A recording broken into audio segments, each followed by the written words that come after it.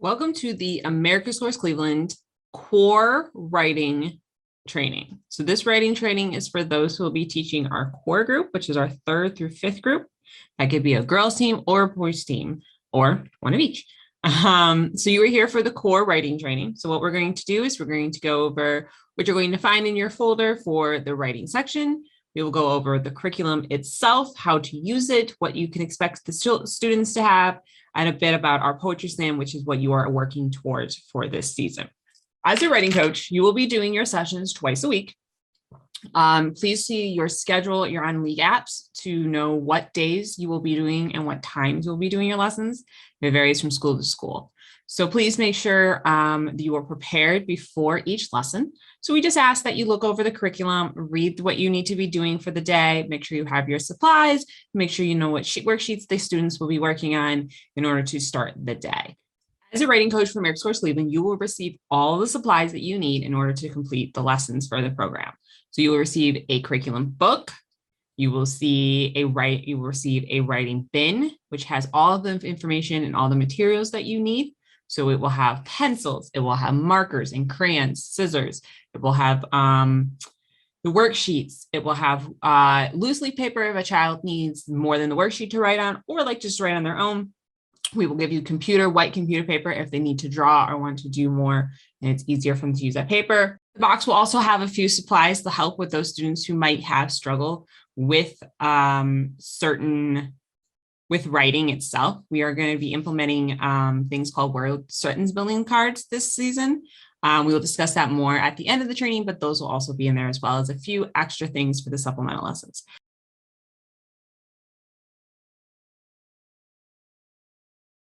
The first part of the training is going to go over the curriculum. So we're going to start with going over syllabus. You will find that in the 3rd section of your folder. So from the orientation, you will know that we will be giving each coach a folder. Each folder color corresponds to the age range, the team that you are working with, as well as the type, whether a soccer or writing coach.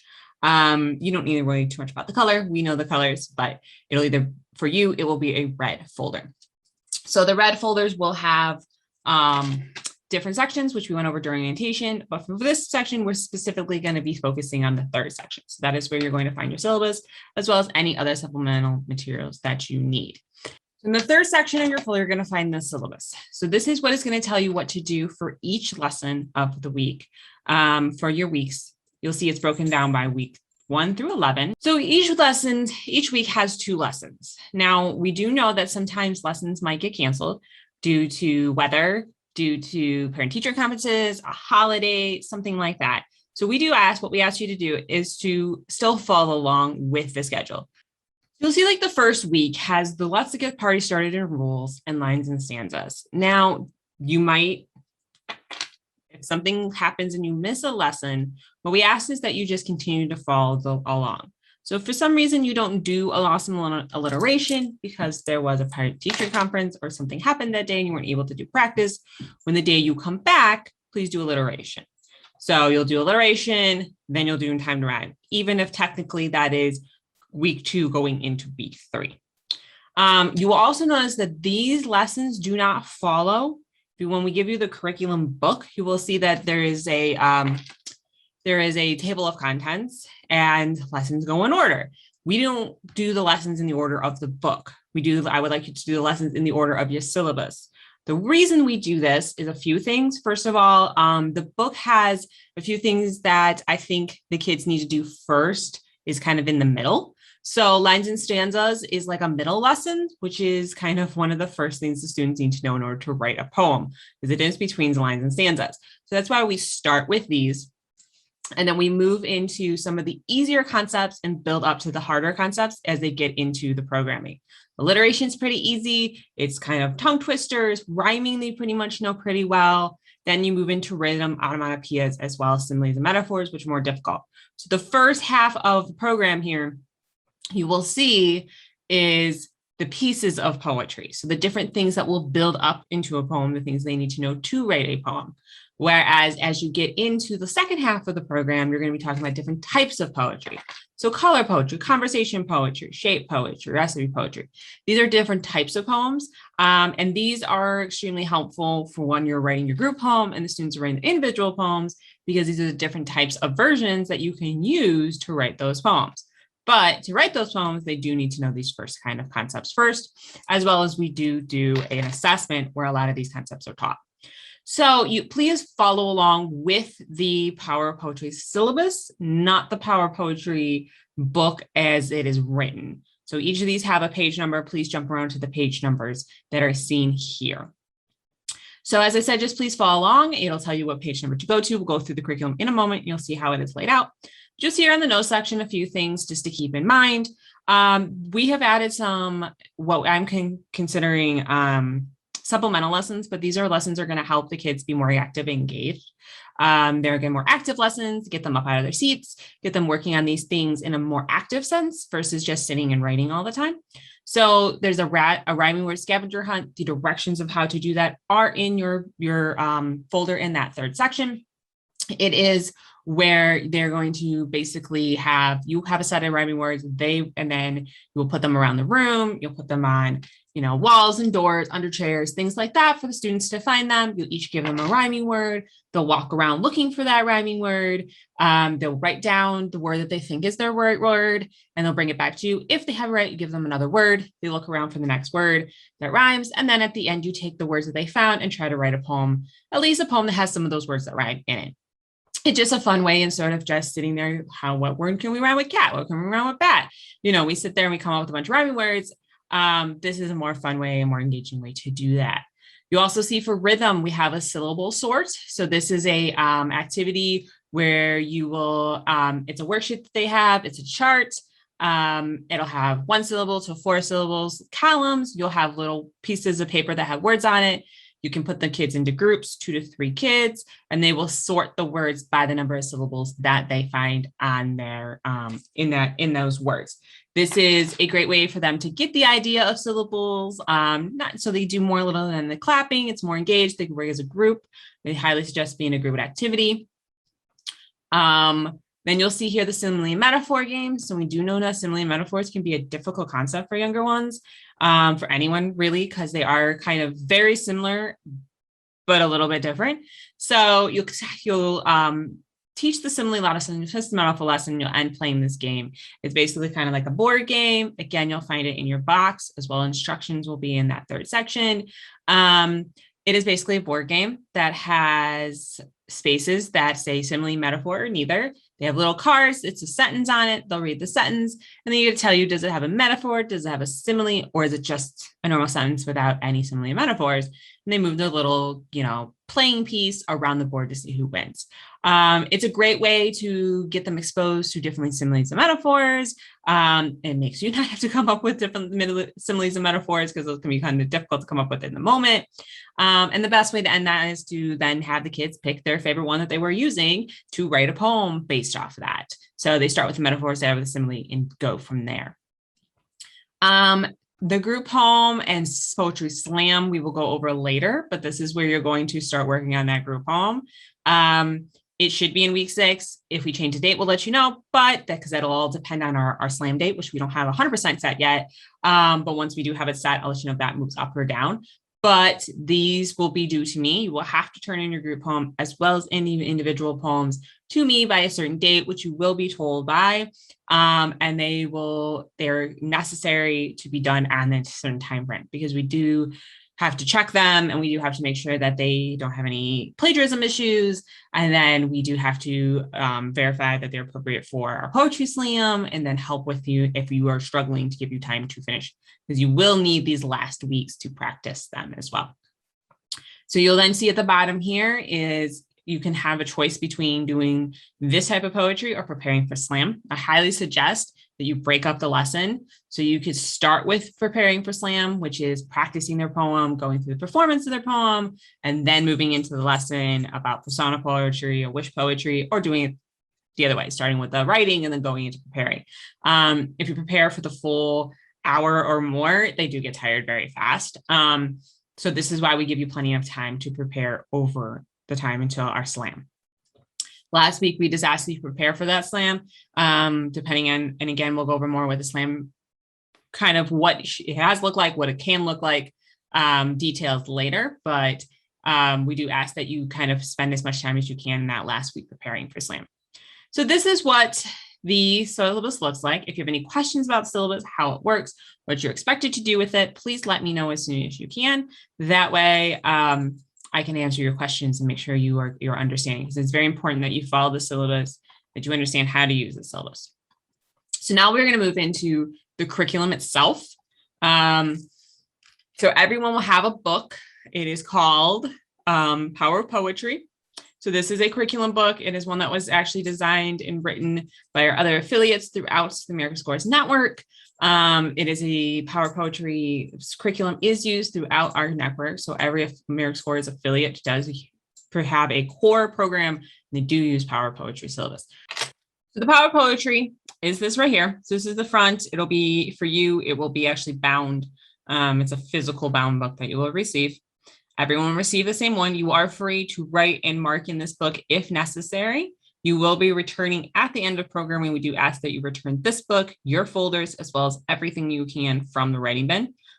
We do know that the writing bin might have less supplies, pencils go missing, crayons break, things like that. But we do ask that this curriculum book, as well as that folder, come back to us in the condition that we gave them out. You can make notes with like pencils and stuff, like pencil if you like, or you make notes with like Post-it notes. That is perfectly fine. We do ask that this come back like all the pages intact and things like that, because we do reuse these season to season. So the first thing you're going to find is a table of contents. As I mentioned when we're looking at our syllabus, you will see here that these are in a certain order. So it's the content-based lessons, then the poetry buffet. You'll see that these are in a certain order. Please do not go in the order that this book is set up. Please go in the order that the poetry syllabus in your third section, your folder, dictates. Because again, some of these lessons are, I think, a little out of order, and we've kind of had to, along with our poetry assessment, which I'll go over our assessments in a little bit, they kind of need to know some of these things earlier rather than later. It will help them more. So we just ask that you use what the syllabus I provided, but use these curriculum, these lessons to run it. Just do not go in this order. You will see here too, there's some hints on how to do slam things. If you want to read over this section, this poetry slam and poetry portfolio information, that is fine. There's performance exercises, editing, peer and feedback materials. If you want tips for spoken word performance, please read those over if you find them helpful. It will give you a little more information on how to run like a group poem, what some tips and tricks you can. We will talk a little bit more about how we'll be helping you prepare for the slam in a moment, but this can be helpful if you're looking for more information. Then there's a few appendixes. If you some reason need more poetic terms, there's here tips working with English language students if you need that assistance. We can also provide assistance in person if we need. There's more games and activities. So you'll see every lesson has a team building game. So if you need more of those team building games, you have extra time, something comes up, your students are a little more antsy today than they normally are, feel free to go to that section to find more appropriate games and activities to play. There's some poetry and creative writing resources if you really want to look into them. If you really want to know how it connects to the Common Core and this, what that works, feel free to look there. And then it's just the credits of who wrote it and the permissions that go with that. This curriculum overview, feel free to read it. It's just going to tell you a little bit more in detail what I'm going to go over now. Just to know that this thing's like handouts. So we will be doing, I'll go over a little bit more, but we'll be giving out worksheets to each student, not workbooks. So instead of workbooks, from now on, we're going to give out worksheets, mostly because we did have a lot of feedback that said workbooks were a little intimidating for the students. Actually, I had students tell me that once they saw the workbook, they just didn't want to do it because it was a lot to do in one spot. So instead, we're going to have a worksheet that goes to each student. You can keep it because we will ask you for writing samples later, or you can give them back if you don't think it's something that you want to keep. It's up to you. So the handouts can be a little bit different. Exit tickets are, again, we'll go over that a little bit later, what that is, lesson plan, structure and formatting. Again, you do not have to lesson plan. We provide everything is here for you. All we do ask is that you read it beforehand, but you don't have to sit there and write out an entire lesson plan. Everything is there as well as all the supplies. And this here kind of gives you an idea of how long each section of the curriculum should take. Now, these are just general. Obviously, you might have more time or less time, but this is a good idea of kind of how long those sections will take. These are just objectives. It just kind of identifies what you're going to be teaching them. This, again, don't worry about this timeline because we gave you a timeline. So we gave you a portfolio, we gave you a syllabus that we asked you to stick for. This is designed for a less than 12-week session. Ours has 11. Just don't worry about this page.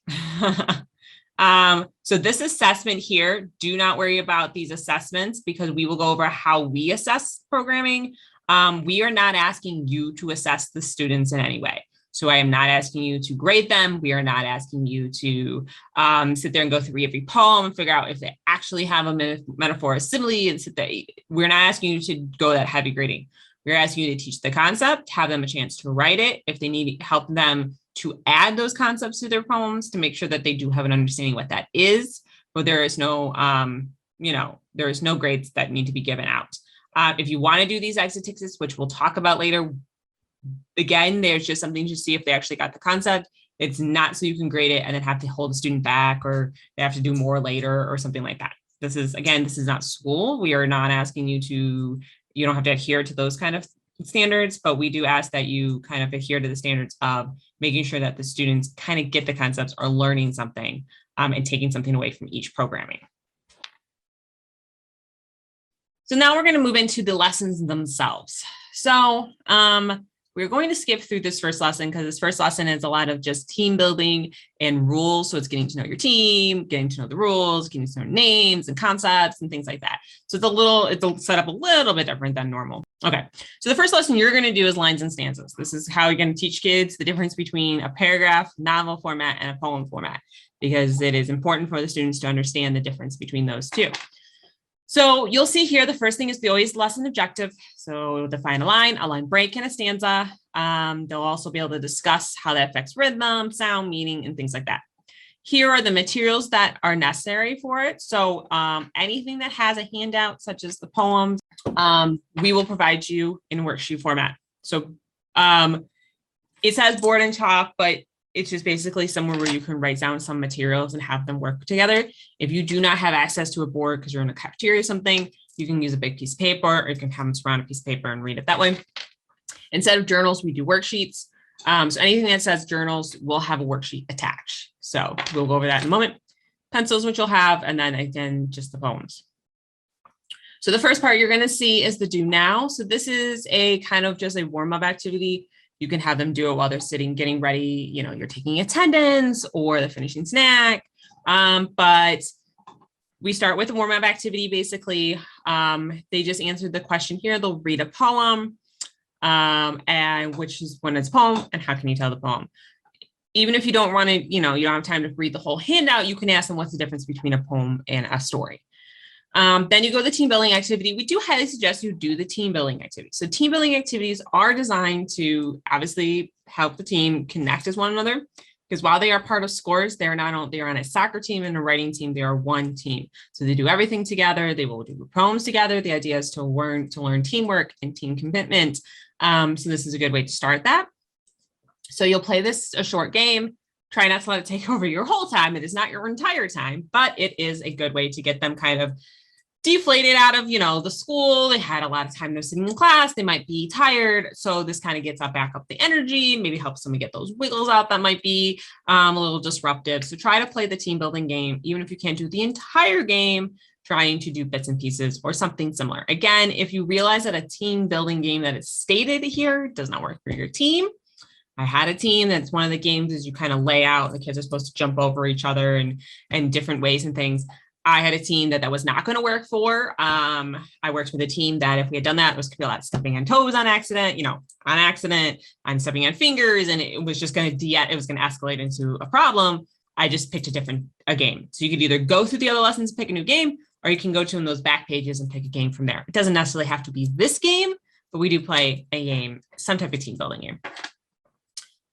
Then you're going to move into the lesson. So the lesson is where you're going to read the poem. A lot of the time, you're going to answer a lot of questions. You're going to get the feel for how much knowledge that they have. So here is where you're going to start introducing the difference between poetry and prose, and getting them to understand the difference between those things. So there's a lot of questions they'll answer. So again, if it has, ask it or tells them to write in their journal, there is a worksheet that has that information for them. So we'll look at those worksheets in a moment, but you will have a worksheet for each student that gives you the information that you need. So you complete the activity and then you move into the practice, which is now they're going to use, this is where they write their poem. So we always have a writing aspect. So that's that practice aspect where they're always going to actually sit down and actually write a poem. Now, we do ask that you get to this part of the lesson. So if you have to cut your team building a little short, cut the do not a little short, we do ask that you make it to this practice session because this is where they're actually going to be doing the writing. And we want them to be doing as much writing as possible to try to engage them and continue to build that skill, because that is what they were trying to do, is get them to build those skills. We will talk about in a little while, we have some what we're calling sentence building cards. So if you have a student who can't physically write because they don't want to, they are unable to, whatever reason, we will give cards where they'll be able to use these cards to form a poem in front of them, even if they're not physically handwriting it. We'll go over that in a little bit. So then you end with sharing. Again, it's the idea is to have some, any student that's willing to share the poem that they wrote, and go over that poem with the students. We always ask that they are very engaging. We ask that the students are very respectful and kind when they're sharing and giving criticisms or comments on other students' work. You can decide how you want to do share. You can do every student shares, only one student shares. You only do the students who call on, however you think is best for your team. And then there is the exit ticket. Again, if you want, feel free to do this. This is probably something that many of you won't be able to get to during time, just because of time constraints. But if you want to ask this question, you can either have them write it on a piece of paper and hand it into you, or you could just ask a question and have, someone answer the question for you. Like this one is, what makes a poem?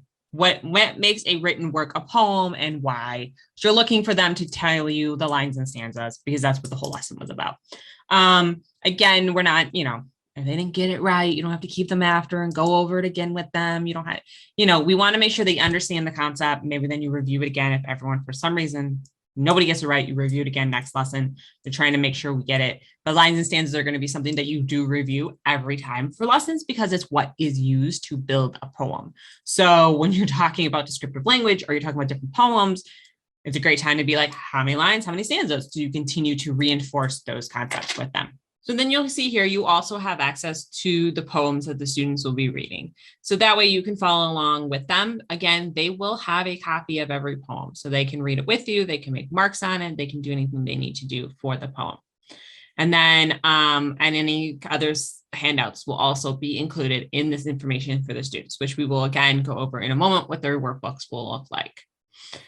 Then you just continue on. Every lesson is built the same way. So every lesson has a do now, a team building, the lesson which goes over like the materials, the definitions, the practice, which is the writing, the sharing, and the exit ticket.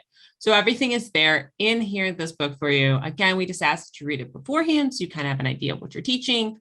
All materials that are mentioned are in your book, in your box. If you are missing any materials, if there is a worksheet that you do not have, or a worksheet, something that is going that you don't understand, or materials that you do not have, please make sure you contact me and then ask if there might be something we changed that you just didn't understand by looking at the worksheets, or you didn't go through the entire third section and you missed something in there. So just make sure that you let us know if there's something you don't understand. But again, you will have this book. It'll be one bound book. Everyone will receive one.